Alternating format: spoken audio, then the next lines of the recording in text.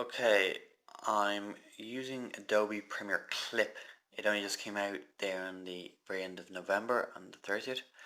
I'm running on a OnePlus One. I've plugged in a mouse on an OTG cable just so you can see if I'm trying to highlight stuff or point stuff out to you. Um, I've only been using it since basically last night. I'm just trying to get the hang of it. Currently, you can see here 2 hours. It's trying to sync with the Creative Cloud. Now, this sync doesn't always go through. It seems to drop out for some reason. I don't fully understand what's going on here. Um, but to set up a new sequence, you just click the plus here. You can take stuff straight off your phone's memory, out of Lightroom, out of your Creative Cloud, or off your phone's camera, either stills or video. So I'm going to take some stuff off my phone's media I already have shot, and then I'm just going to go down to my camera, and then I'm going to just grab a couple of stills, a little bit of video, yeah, that'll do, 3 bits of clip. And then if you want, you can use the automatic, which will listen to music and make the cuts of your video to the beat of the music. So if you're trying to do, just a collage, like a highlights video, and there's just a music bed over pictures, it'd be very handy and very useful. You could, within minutes, you'd have a sequence put together. Or you can go freeform. So if you want to do like something either without music, or if you're trying to do something that's just a bit more creative. So we'll go to freeform. Now I have 3 clips here. 2 of them are stills and one's a video. There's a few things. One is that at the moment on the stills, I should actually firstly highlight stuff in this white bar here are to do with the clip that's highlighted. The stuff above it is to do with the entire sequence. So this here, because it's still, you have 3 things you can do. One is bin it if you don't want it. The other is you can duplicate the clip, split at playhead, or turn into story card, which means you can, it's for when you're taking notes and making notes for yourself, for either from a production point of view or whatever. I don't use it myself, so I don't know enough about it. You can see this white line here. That's where the playhead is. So this split at playhead allows you basically just to split the clip in 2 at that point. And then the final option with a still clip is you can change exposure, highlights and shadows. Just little sliders. You just get your finger and drag up and down, and you can just adjust it. To get back to the sequence, you just click this arrow here. It brings you back to the sequence. Now this still, you can also lengthen the duration of it, so you can make it longer.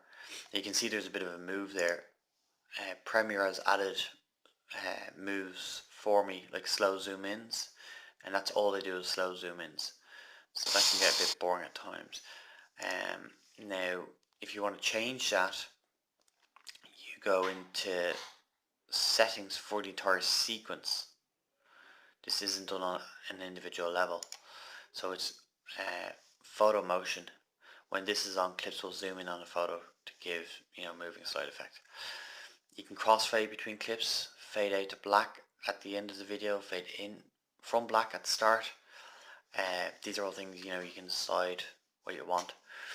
So if I turn this off and go back and hit play, there's no movement at all.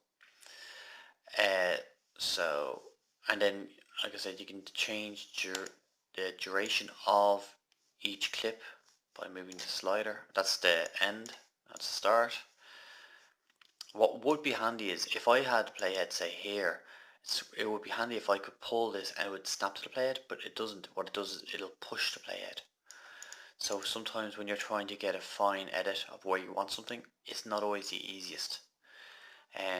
I have to say using a mouse over an OTG cable really does make it a lot easier to do fine edits.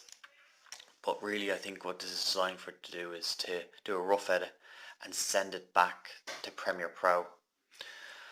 Now I'm going to go back out.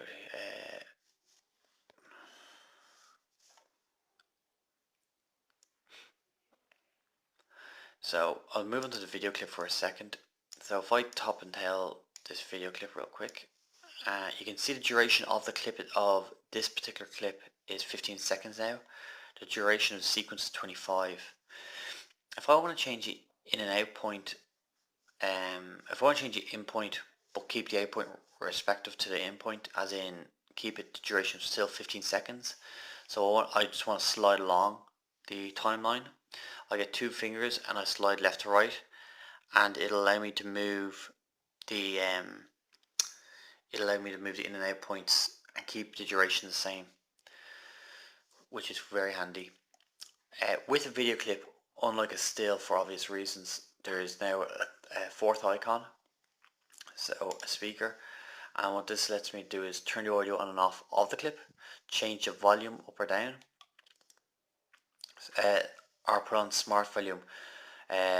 All audio in the clip will be increased to a constant volume, and then so it's like normalization, I presume. Audio fade in and outs, so going between clips, that'd be handy. In terms of this setting here, the duplicate clip and split at playhead is the same as for still. Wherever the playhead is, it splits, and if you want to duplicate the entire clip, you can. And again, the exposure, highlights and shadows are the same as the stills. So there's a few other things. So if I press and hold on any of the clips, I can reorder them to how I want. If I want to add music to the entire sequence, so again this bar here is it affects the entire sequence, while this one here is only the clip here highlighted. So if I click the music selector here, I can now select a track to add on to my sequence. I can change the volume of this audio independent of all the other clips, and I can turn on the sync to music, so it helps make your cuts to the beat, which looks better.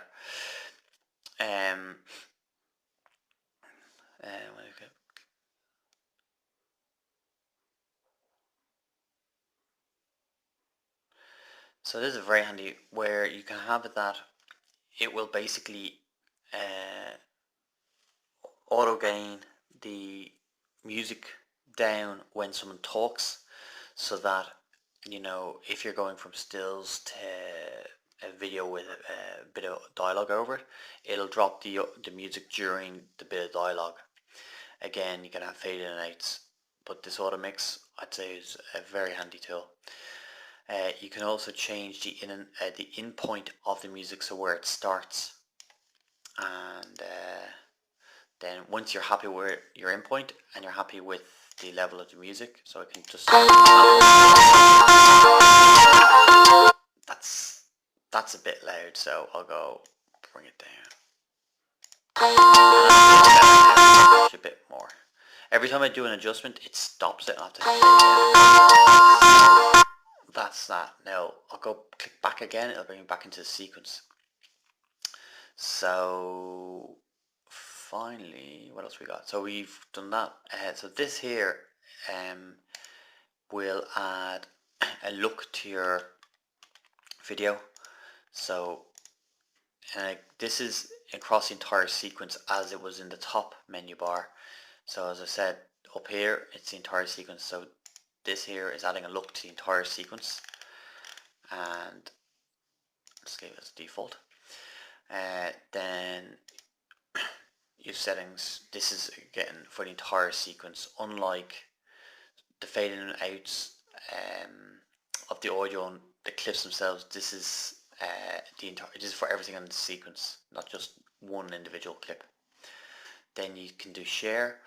Now you can go straight to YouTube. That's how I'm actually going to do this video. I'm going to edit on, once I finish recording, I'm going to bring it back into Premiere Clip, top and tail it, and publish it to YouTube through the app. If I want to edit in Premiere Pro, you can't just click on this edit in Premiere Pro. You have to save to Creative Cloud, then click edit in Premiere Pro. I find it just doesn't want to work. If you click this now, it'll start sending project, but it will fail.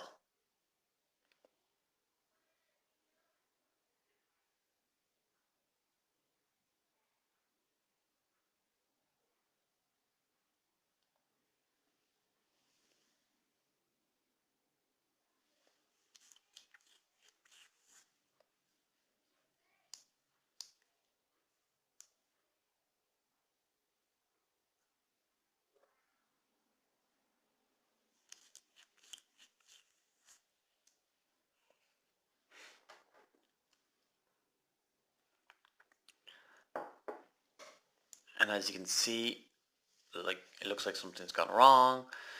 So what I've found is if I click the share button, save to a Creative Cloud, it'll prepare to save video, it'll save video, and once that's done, you can then share it to your Premiere Pro, and you can pick it up on your laptop and finish an edit.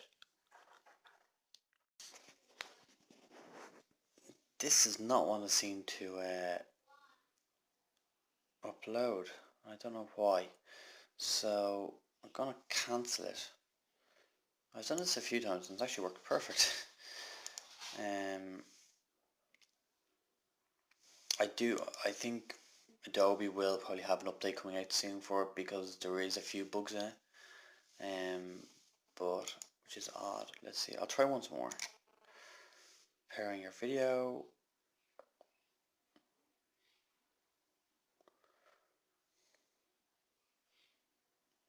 It just seems to be hanging right now. I have no idea why. So I'll leave that. But when it does work, which it's worked several times for me, this time I don't know why, after you've saved to the cloud, I then hit edit in Premiere Pro and it'll save a Premiere Pro version of the sequence, and then I can open a Premiere Pro and do fine adjustments or use the full tools that are available in Premiere Pro. Clearly this is a very much it's a very simplified version of stuff you can do in Premiere, so it's great having the other tools available by moving them back into Premiere. So that is it. I'm going to leave it at that. Any questions, leave a comment below. Maybe yeah, I don't know. I'm going to leave it at that. So any questions, leave comments below and I will try to answer. I'm still only getting used to the software, but I can see it being very useful for just doing stuff whilst on the move, either rough edits or just trying to get sequences into order.